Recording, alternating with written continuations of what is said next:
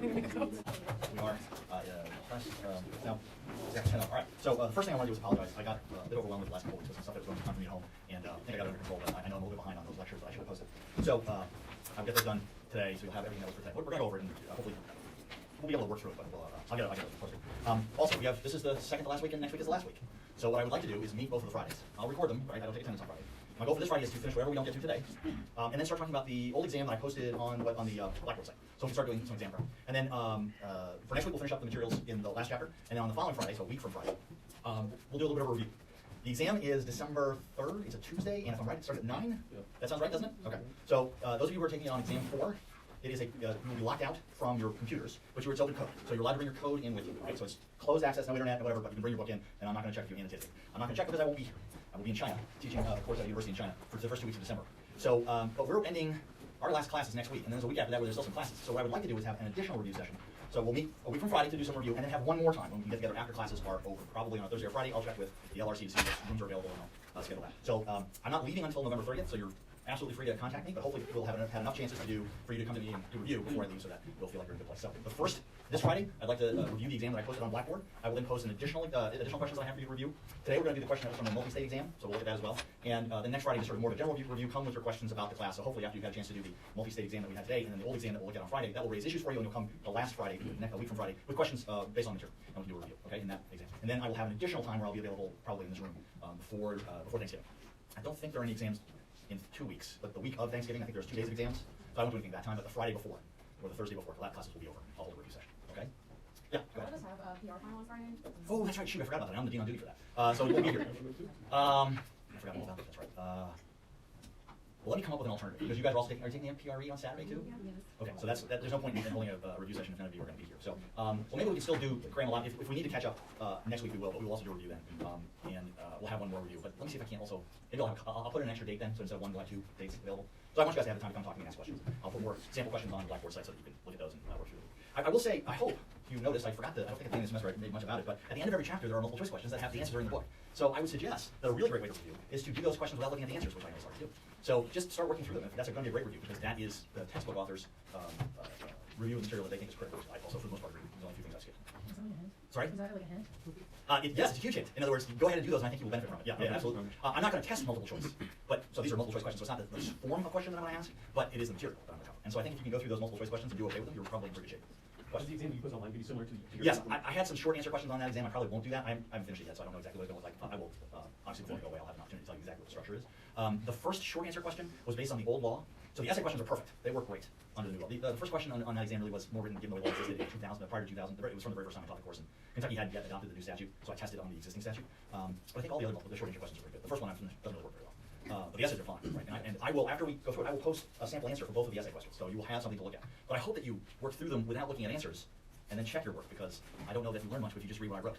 I think, and that's why I didn't provide you the answer to the multi-state yet. I have posted it on Blackboard now, and it will be available to you after class. Yay. So what we're going to go over in class on that question about the bicycles, you will have the actual answer that the bar examiners wrote as the sample explanation of the analysis that they were expecting the examiner, not students, to use to grade the exam. So we still have to finish up a little bit at the end of the previous chapter, which is problem 125, I think. So, and 125 is asking us to work through section 315D, and the question asks whether or not you have to do anything as a secured party before August 23rd. So first, I hope you know it says August 23rd because the disposition occurs on August 2nd, right?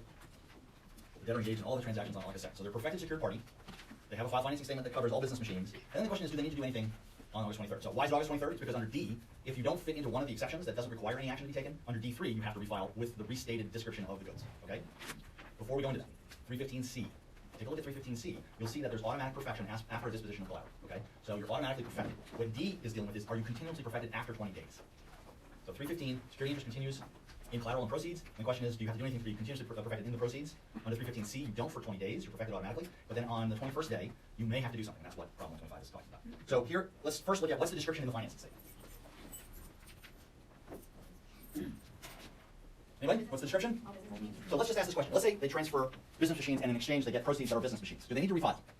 I hope that's obvious, right? If the financing statement includes the proceeds in its description, then you don't need to do anything at all. You don't need to work, okay? Whether it's covered by the 20 days or not. If the financing statement covers the proceeds in its description, then you know you're fine. Because it's there, right? There's no problem. You may not have to have done anything under D1 or D2, but you don't even have to worry about D3, right? The 20-day rule, because you have a description that's adequate, and you're good. Okay, that's the first thing. If the financing statement covers the type of collateral that are the proceeds, you're fine. So that's the starting point. 315D is a little weird. It's not exactly written in the most obvious way to understand it. Before we work through the problems, what I want to do is just take 2 seconds to talk about D1 and D2. D1 essentially says, if the proceeds are received without any intervening cash, so it's just a barter, then you're fine. You don't need to do anything. And that means that you could have a financing statement that is inadequate to cover the collateral, but you don't need to do anything. D2 says, if it's cash proceeds, you don't need to do anything. So those are the two circumstances where you don't even have to analyze whether or not the financing statement or whatever system is in place to cover the collateral. You don't have to do anything. If it's a barter type transaction, under D1, you're fine. The proceeds are covered. If it's cash proceeds under D2, you're covered. D3 doesn't actually cover anything specifically. It's just if D1 and D2 don't work, then you got to do something. But always remember, if it's collateral covered by a financing statement, could be covered by a financing statement, and the proceeds would fall into the description of the financing statement, you're fine. You don't need to do anything. So if the proceeds in one of these problems were in fact business machines, then you would be okay. Because the financing statement would be adequate to cover. No confusion. Even if it's purchased with intervening cash, don't care. Doesn't matter. Financing statement is okay. Does that make sense? D3 is 315D is a little bit confusing in how it's structured, but that's essentially where we end up. So let's just work through the problems. We have a financing statement that covers all business machines, and under A, the debtor traded for another computer. Debtor traded a computer for another computer. Does the secured party need to do anything? Okay, first, it falls under D1, doesn't it? It's a trade. And second, it's a business machine. So in either case, the proceeds are covered. How about B? The debtor traded another computer for a painting to be hung in the office. Is a painting a business machine? I hope that it could be equipment, right? The type of collateral called equipment. It could be equipment, but it's not a business machine. So this financing statement has a more narrow description of collateral than the types of collateral in Article 9. Business machines likely are equipment, but not all equipment is a business machine. That make sense? Is the painting a business machine? Okay. Do they need to do anything? So the financing statement does not cover the kind of collateral that is proceeds. Do they need to do anything? Yes. Okay. Tell me why. Why do you think they have to do something? And we're looking at 315D. Yeah. Because they didn't get cash proceeds, it was a trade. What's the lead into 315D? If the following conditions are satisfied, there's a financing statement covering the original collateral. Mhm. The proceeds are collateral in which the security interest may be perfected by filing an office in which the filing statement has been filed, and the proceeds are not acquired with cash proceeds. Okay. So what happens if all those things are true? Then they're good. It's perfected. Is the perfection in proceeds continuous? Yes. Yes. Okay. Does the financing statement cover the painting? No. Was there cash involved? No. Can you file to perfect a security interest in a painting at the same place where you file the financing statement? Yes. Yes. Okay. And was it so? There's no cash, so it was a trade. Mhm. It's the same office, and you would file in the same place. We're all good? Do they need to do anything? No, right? Everybody see that? So as we work through 315D1, under D, you don't need to do anything else under D1 if you meet all the conditions. And the conditions are, file financing statement covers the original collateral. Do we have a file financing statement? Yes. The proceeds are collateral which could be perfected by filing in the same office. Would a painting be covered by a financing statement filed in the same place? Yes. Okay. Proceeds are not acquired with cash proceeds. It was a trade. Is there any cash? We're fine. What's the consequence of this? There is a piece of collateral owned by the debtor for which a filed financing statement does not explicitly cover it. That's the consequence. If I'm another lender and I come along and I search and I find business machines, would I automatically think that the painting was covered? No. So it essentially allows a seriously misleading financing statement to be effective, right? Because it's proceeds. That's the consequence of 315D1. We have a financing statement that says business machines, but we have collateral that is art on the wall. If I'm another lender and I search the financing statements, the Secretary of State's office, and I find this financing statement, would I find a statement that explicitly covered paintings? But I'm a lender. What should I know? 315D1. If there are proceeds that fall under 315D1, they might be perfected, even though they're not described in the financing statement. That's the consequence of D1. Does that answer your question? Okay. Everybody good with that? So this is one of those circumstances where you can have a financing statement that is technically not covered, doesn't cover the collateral, and yet it's still okay. But that's because it's proceeds. This only applies to proceeds. Special rule for proceeds. Okay. Problem C. The debtor traded a duplicating machine for a used car. Does D1 apply? Why not? You can't file a little bit of copy duplicating machines and when you say you file the part. So where would you file to perfect a security interest in a duplicating machine? Right, because it's not a certificate of title collateral. It would be the Secretary of State's office. The cars are a certificate of title collateral. Where do you file to perfect a security interest in certificate of title collateral? On the title, yes. So what do they have to do by August 23rd? Sorry? Yeah, but and where do they refile? Yeah, they need the debtor to hand them the title and then to go to the DMV and record their security interest in the car as proceeds. No, you go ahead. After 20 days, it becomes unperfected. That is right. So now what happens if you have collateral for which you become unperfected? Remember those rules? You lose priority. And for some kinds of people, it's totally retroactive, right? Who's it retroactive for?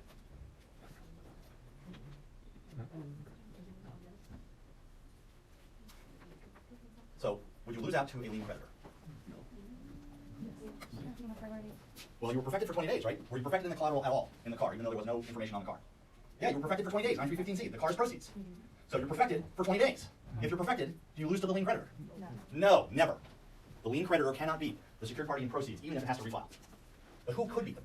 Another secured party? Yeah, a purchaser. Remember that rule? Which includes secured parties. You're retroactively unperfected. Meaning if somebody gets in there in the meantime, they have priority. Now you can re-perfect, but you lose your priority date. You no longer have continuous perfection. You are unperfected And if you recall the rule, if there's any period of time where you're unperfected, it's a retroactive unperfection until you reperfect. Did everybody get that? Okay. So you're unperfected on the 21st day if you don't put, if the secured party does not record their security interest on the title, which requires them to go to the DMV, because the DMV is not the Secretary of State's office. Does everybody agree with that? Secretary of State's office is not the DMV. That's the key here. Two different places where you file. D1 does not apply, even though it's a trade, it's a barter, right? There was no cash, but a different filing system. Yes? What's like the policy kind of behind that? Because under the rule, it seems like you're already going to allow misleading financing statements like the pending example. I don't know. It's like these choices that have been made. They figured sophisticated lenders understand the proceeds rules, okay? And so what it says is they either have to find a financing statement that covers the collateral or ask the question, where did the collateral come from, right? Yeah. Yes? So on exam questions, should we just assume that like every car or boat or whatever is a certificate of? Yeah, I think usually what I put is a sort of general statement at the beginning of the exam says you may assume that. Cars require perfection unless certificates of title. If it's a boat, unless I say cars, yes, always, because that's the case, it's everywhere, it's certificate of title. But with boats, it's a little bit more nuanced, so probably I would tell you in the problem what kind of state you're in. Okay, great question. So in practical sense, how does a potentially secured party, how do you go about finding out what things are proceeds from previous interest? Okay, so because you cannot search and find a document that helps you, assuming you're worried about proceeds that are not covered by existing financing statements. So you have this all business machines kind of thing, and then you see the payment on the wall. Well, who would you ask? Yeah, exactly. Who would ask the debtor? What they pursue ball? So I think you will find that most banks don't ask. They take the risk. After a certain moment, they do that. Yeah. It depends on how much value they, I mean, if they're nervous, they would ask. But I think in general they don't ask, they just perfect. But let me just say, not for this class, as a somewhat of a response to your question. You know who their lenders are. You pull it Dun & Bradstreet, which is a credit report for businesses. So you're not surprised about who their outstanding loans are to. So if you see a loan to ONB, so we're First National Bank, and you see First National Bank has a loan, and it has a security interest in business machines, well, we know who they've lent from, they've got a loan from. So we're not surprised. So can you assess the risk of not asking? Yes. If ONB's loan is small, you may not care. Yeah. In another textbook that I used, the authors actually referred to a study they did. And they asked lenders whether or not they ever asked any of these questions, and the answer was they never asked, ever. They just assumed the risk. It's too expensive to investigate. It's just not worth it. So can they get trapped? Yes. Do they often get trapped? Doesn't often happen. So the key to 315C and D is there is this opportunity for retroactive unperfection if you don't fall into the continuous perfection rules for proceeds under 315D. That's the concern, all right?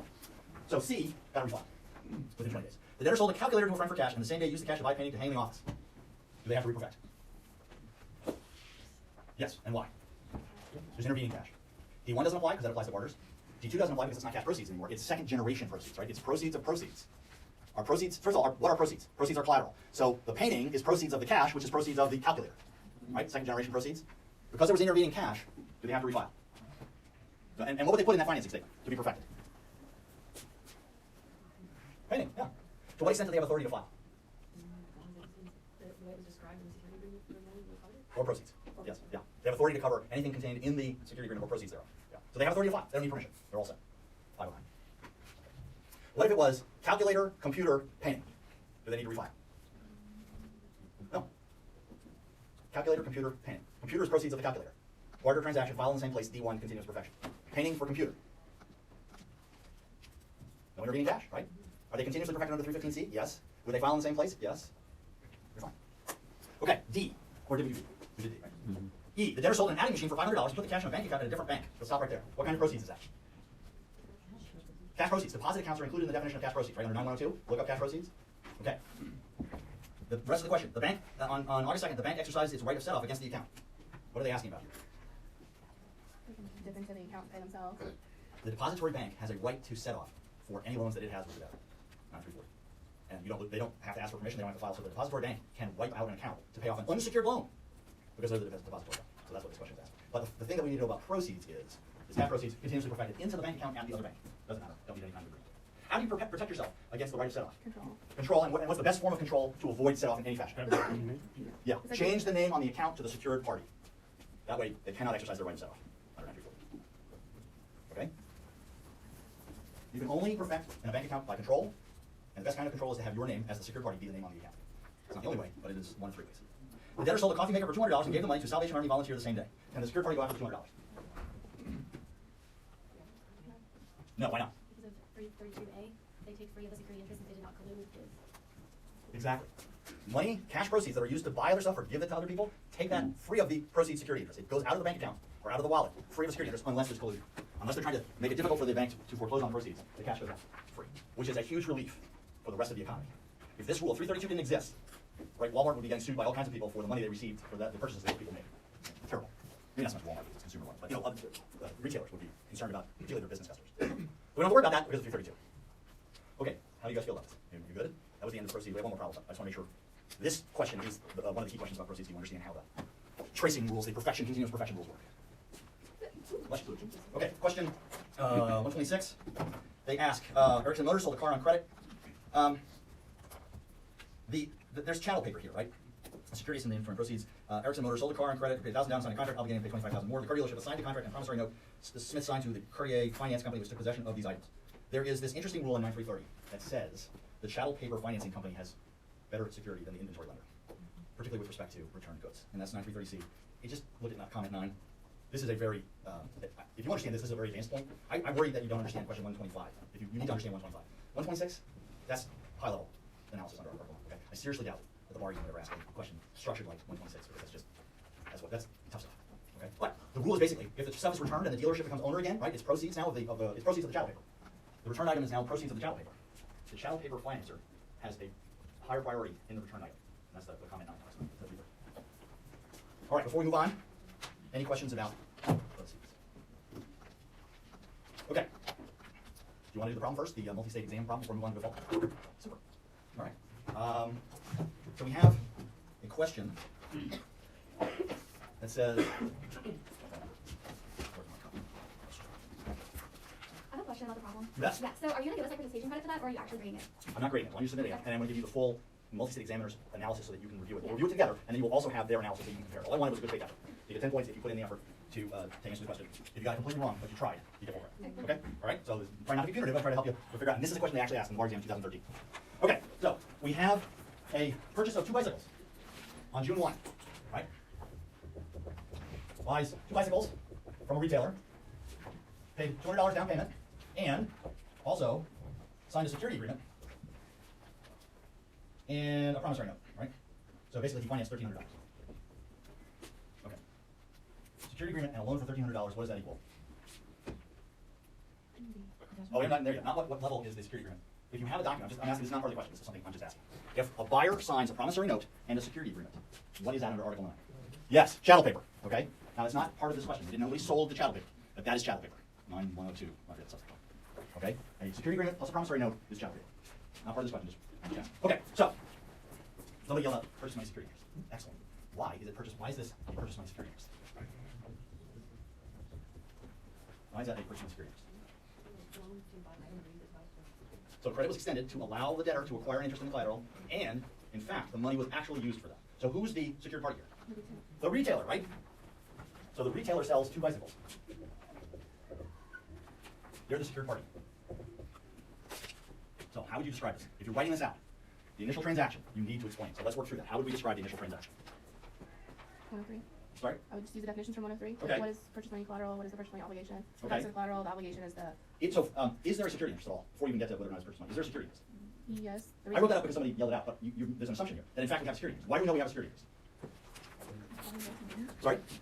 No, that sounded right. So I just wanted- Value rights in the room. Exactly, 203, right? Is there a security interest? First thing, we need a security interest. If there's no security interest, we're done, right? There's no question. Value rights agreement under 9203. Okay? When signed security agreement, we have the debtor having rights in the collateral, the debtor bought the bikes, and the value is the loan. Can you repeat it? So the debtor bought bikes, right? So that's rights in the collateral. The debtor signed a security agreement, so we have an agreement. And the retailer lent money to the buyer to buy the bikes. That's the value. So we have value rights in the agreement. So we have a security interest. All right? Do we have a perfected security interest? Yes. It's automatic. Automatic. What section tells us? This is 203. What tells us that it's automatic perfection? 9309. Okay, 9309 and subsection 1. 1. It's the very first one. Subsection 1 says, a purchase money security interest in consumer goods is automatically perfected upon attachment, right? So is this purchase money? You already did that analysis, right? But it is. What tells us what is purchase money? 9103, right? So, purchase money, security interest, automatic perfection. So, do we have a perfected secured party? Okay. You cannot answer the rest of the question until you've done this. But you can. You will not get full credit for this problem if you do not do this analysis. It did not tell us this is a perfected security interest. It said, retailer sold the bikes on credit, got a security agreement, debtor walked away, and that's all the problem said. He did not say this is a perfected security interest. So you have to do the analysis. Yes? You just answered one question. Oh, okay, yeah. If an examiner doesn't want you to talk about something in this area, they'll say retailer has a perfected security interest in the bikes. Don't spend 1 second talking about it. You're done. They've given you the answer. They did not in this problem. So therefore, we have to do this analysis. Okay. First part of the problem. Figure out if you have a perfected security interest.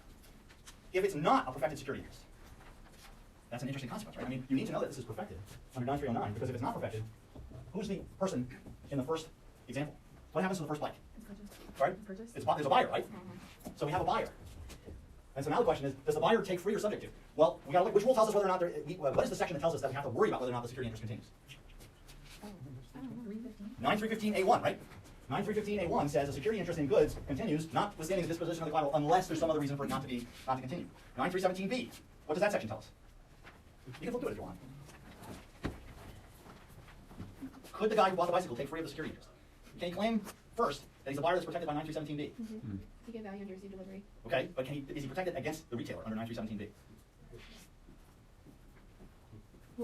That was 9317B, not 324B. What does accepted otherwise section E, which is the purchase money security interest? Okay, but is he a purchase money buyer? Is this a purchase money sale for him? Who's he buying it from? Right. Yeah, well, I mean, I haven't got to the garage sale exception yet, but is this a buyer in the ordinary course 9324A situation? No. Does not apply, right? The owner of the bicycle is not a seller of bicycles. He's not in the business of selling bicycles, so it can't be a buyer in the ordinary course. So 9324A doesn't apply. Does 9317B apply? Does 9317B cut off the retailer security interest? Why not? Well, you said yes. It's perfected. It was Perfected. So does 9317B work? No. So we have a perfected security interest. We can't use 9317B. We don't have a buyer in the ordinary course, so we can't use 9324A. What's another one? Okay, and what is this one called? Did I get something wrong? 320? Good, sorry, 320. Yeah, and then that's the garage Thank sale, you, right? sorry. Yeah. I'm doing this without a net, that's stupid, I should never do that. I told you, everybody should have the book open whenever they're doing this. That's why I make this an open code exam, because that's how good lawyers actually do it. Is it a buyer in the ordinary course under 328? No. Is a, what's 9320B? Garage sale exception. Garage sale. Is this a garage sale exception? What do you need for it to be a garage sale exception? Well, let's start here. What has to be true about the seller?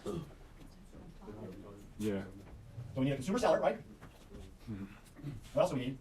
Consumer buyer. Is the buyer buying for personal use? And I'm sorry, I skipped over that, didn't I? We didn't ask the question, was this a consumer good? Is it a consumer good in the first instance? Yes. Why did the original buyer buy the two bicycles? Recreation? Yeah. The personal family or household use? Yeah. Okay. So it's consumer goods. So do we have a consumer seller? Personal use? Do we have a consumer buyer? Why is the buyer in the second? Why is the second buyer buying here? Is this his birthday? What is it? Sold one of the bicycles at a garage sale to a buyer who paid them $400 for the buyer bought the bicycle to ride for weekend recreation. Is that personal family or household use? Yes. Okay. And what else do we need in order for the garage sale exception to exist?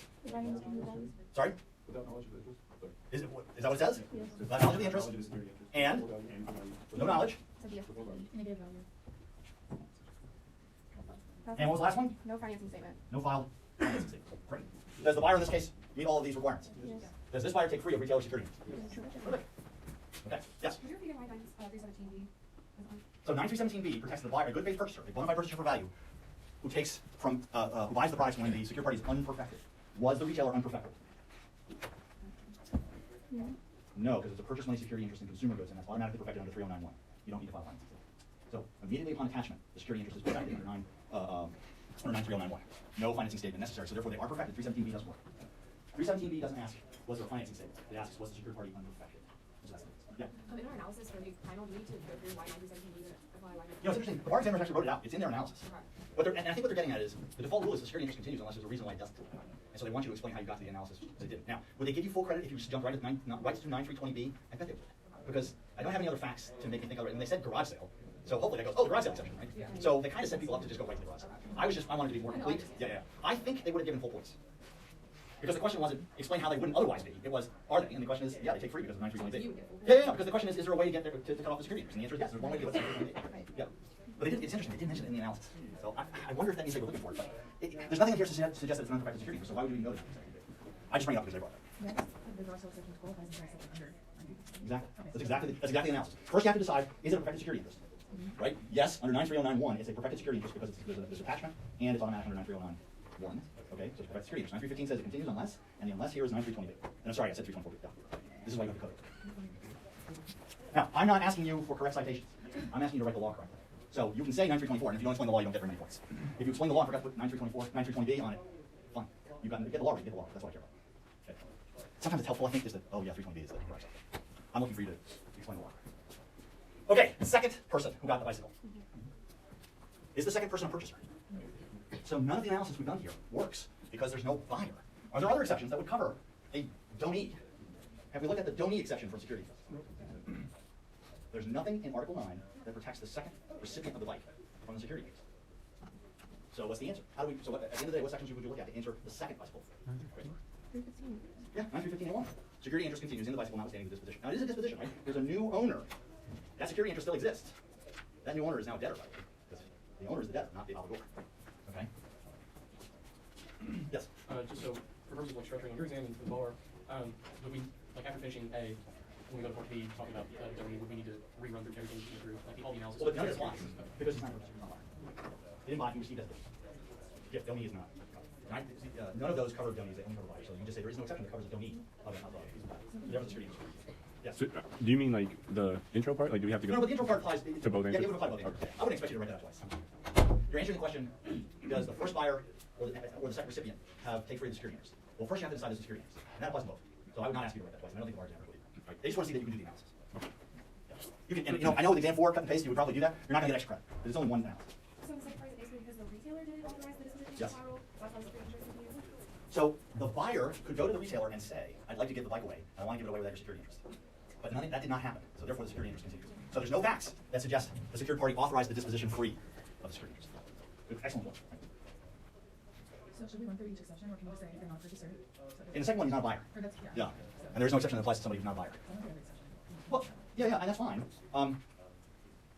None of the ones that we've looked at apply. So you can just say, you know, for me, I would just hope that you would just say, the exceptions, right, 9315 also applies in this circumstance because the transfer is still a disposition, right? So 9315 A1 still applies, so I still have to do that. Just because you give it away doesn't mean 315 doesn't apply. The transfer is a disposition. Somebody else is now the owner.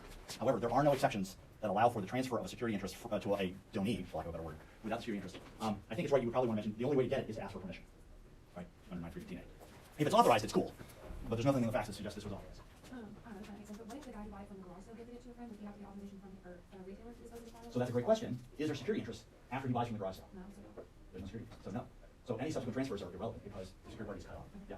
But that's a great question. They don't reappear. Once the security interest is severed, it's gone.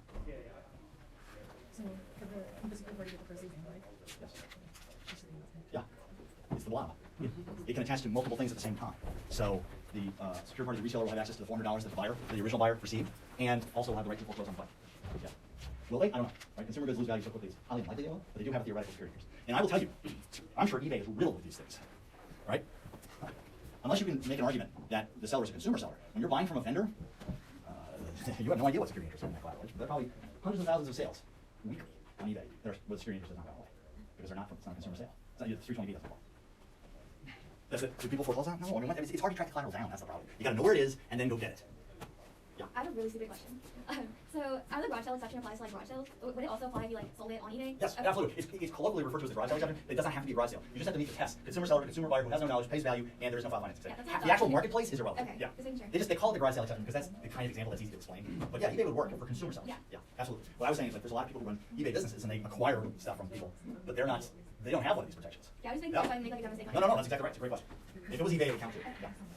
Yeah. Okay, we have a question. Sure. Chelsea, just showing you. So if you, would it apply, like in one of those flea marketplaces when you rent a booth, or would you be a vendor if you rented a booth? Yeah, That's if you rent a booth and so But it's like garage sale stuff, like your house, but you still rent a booth. So, I would say that if it's your stuff, you're okay. It's when you sell other people's stuff. I don't think the marketplace matters, because essentially a flea market is eBay, right? It's not where you sell that matters, it's how you're selling it. You're a consumer seller of consumer goods to a consumer buyer who has no knowledge of the existence of the security interest, there's no file financing statement, and the buyer gives value. Yeah. So yeah, that would be fine. But most of the people who are selling at a flea market are not selling their own stuff, right? In the sense of, they are not the party that acquired it. Yeah. They're a business, they buy from people, and then they're selling it. Like an antique shop, not a garage sale. Yeah. Is that good? All right, we don't have a whole lot of time. We have 15 minutes. All right, and I understand many of you are taking, how many of you are taking the MPRE? Right, okay, so forget Friday. That would be a complete waste of time. But we will meet the following Friday, and then I'll find another time after that for us to get together. The material for today is about essentially default and repossession. The first thing I want you to do is open to section 601. Take a look at 9601. And in particular 9601A. So the way 9601 works is it says, after default, the secured party has the rights provided in this part, and except the rights provided in 602, those provided in the agreement of the parties. First thing it said, right? So when they say this part, they mean part 6, which is default and repossession. Okay. In addition, you may also, under part 1, reduce a claim to judgment, foreclose, or otherwise enforce the claim, security, interest, or agricultural lien by any available judicial procedure. Okay. What does this say? What does that mean? It means you can choose to either do the form of repossession and foreclosure provided under Article 9, or you can proceed under the common law rules or other rules provided for in another statute for foreclosure and sale. There are no limitations on how the secured party is allowed to get paid. So part 6 is the part where they get paid. This is where the secured party is getting paid. They can get paid either by proceeding under Article 9 or under 601A, subpart 1, by going to court and getting a judgment. And I want to distinguish between these two. Article 9 sets up an extrajudicial way to foreclose. You don't have to go to court. Prove your debt get a judgment, and then foreclose under the system. You can, but you don't have to. All right. We're not going to get to this today. At the next class, I'm going to start off with, remind me if I don't do this, we're going to watch a video of Lizard Lick Tony. One of the funniest, stupidest reality TV shows ever made. I mean, just outright dumb. But it is such a wonderful learning tool for this class, because what they are doing on that show is Article 9 repossessions. When the repo man goes to get the car, that's an Article 9 non-judicial foreclosure. That's the first sentence of 9601A. What lets them do this? 9609. So if we flip to 9609, 9609 is the method by which a secured party may take possession through either a non-judicial or judicial process. So 9609A, after default, secured party may take possession of the collateral or render it unusable. That's A. B, secured party may proceed under subsection A either pursuant to a judicial process or without judicial process if it proceeds without breach of the peace. Now it's that last part that Lizard Lick is just great. 9609B1 is not the same as judgment. So, is a car easy to repossess? Yes. They often sit on the street or in a driveway. The repo man can go and take it at night, drive away, 9609 B2, without any help from any court, just take the car. It's not limited to cars. It's any collateral that they can get this way. But it's particular to cars, okay? But what if it's not a car? What if it's all the merchandise in a store? How do you get it without actually doing the formal foreclosure proceeding? You do replevin. Replevin is a writ that you can ask for possession. And in fact, technically what replevin is somebody else has my stuff and I want it back. That's what replevin is. The secured party is saying, that's my stuff and I want it back. And courts absolutely allow it. And I will put up today a recording where I explain this in a little bit more detail. But that's not judgment. That is merely a writ of possession. It's a judicial procedure, but it doesn't require proof of a claim. You don't have to sue for a debt and prove that the debt is owed, and then after judgment, in fact, all you do is you go to court and you say, they've got my stuff. The court's probably going to ask, prove that, and you go, well, here's the security agreement, and they're in breach. And the court will go, cool, writ of replevin. And a writ of replevin can be executed by sheriff. And all you have to do is show up, take the stuff. That's all you have to do. Okay? So I just want to make sure we understand the structure of how 9601 and 609 works. 601 says, I can sue, get a judgment, and do all the standard stuff, or I can do Article 9. And Article 9 is much, much better. And is all this like outside of the bankruptcy context? Yes. You can't do any of this when the automatic stay is in place. Good question back? Oh, okay, yeah. All right. So none of it can occur before default. So the first part of this chapter is like, what are the standards for when you have possession of stuff? 9207.